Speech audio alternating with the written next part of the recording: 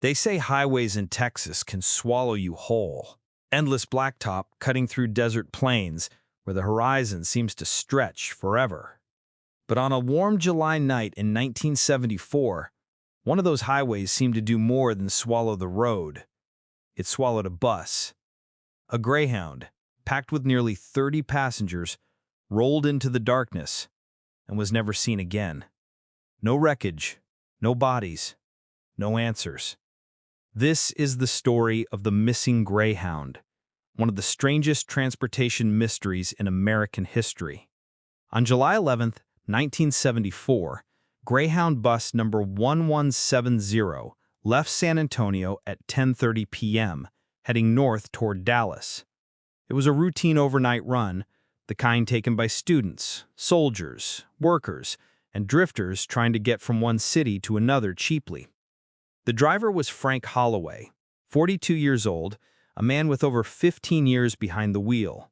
Married, 2 kids, no history of problems. He was known among his colleagues as reliable, calm, and never reckless. There were 28 passengers on board, a mix of college kids heading back home for summer, a mother with 2 children, a pair of traveling salesmen, and a handful of men in military uniform on leave. Nothing unusual, just another long night on the highway. At 1:45 a.m., the Greyhound pulled into a gas station outside of Waco for fuel. Witnesses later described everything as normal. Frank joked with the cashier, a few passengers bought snacks and sodas, and one man used the payphone to call his girlfriend, saying he'd be in Dallas by sunrise. That was the last confirmed sighting of Bus 1170.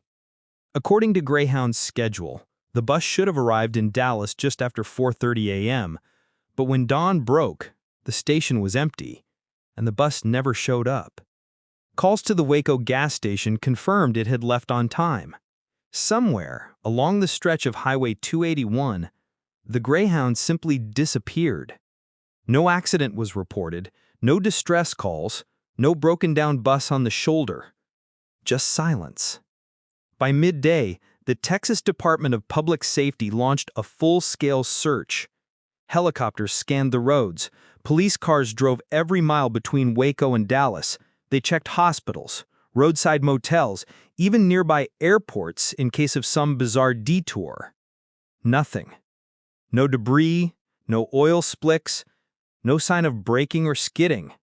A 40-foot bus with nearly 30 people had seemingly driven into the night and never come out the other side.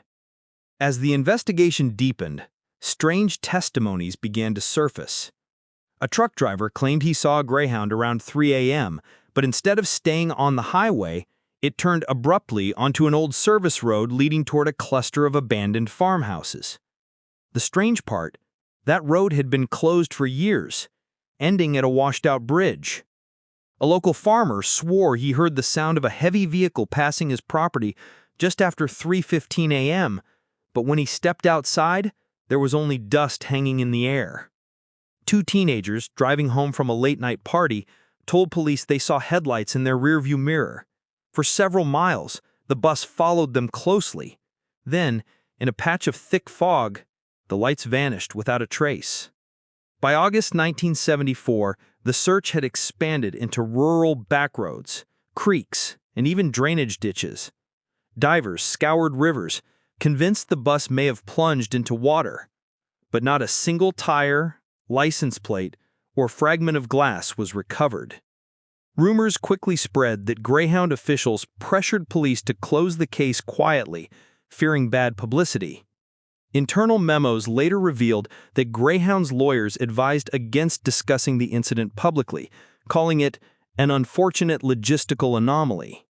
An anomaly? 30 people vanished. Over the years, countless theories have been suggested to explain the vanishing Greyhound. A criminal hijacking.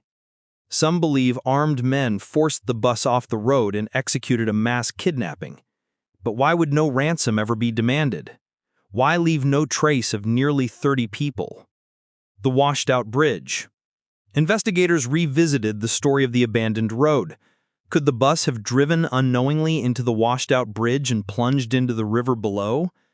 but the bridge was inspected and no sign of wreckage was found. Government involvement.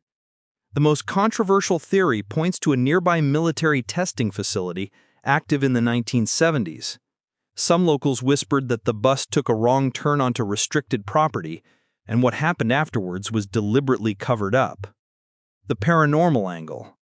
As with many vanishings, some leaned into the supernatural, that the bus drove into a time slip or portal, swallowed by the Texas night. Far-fetched? Maybe.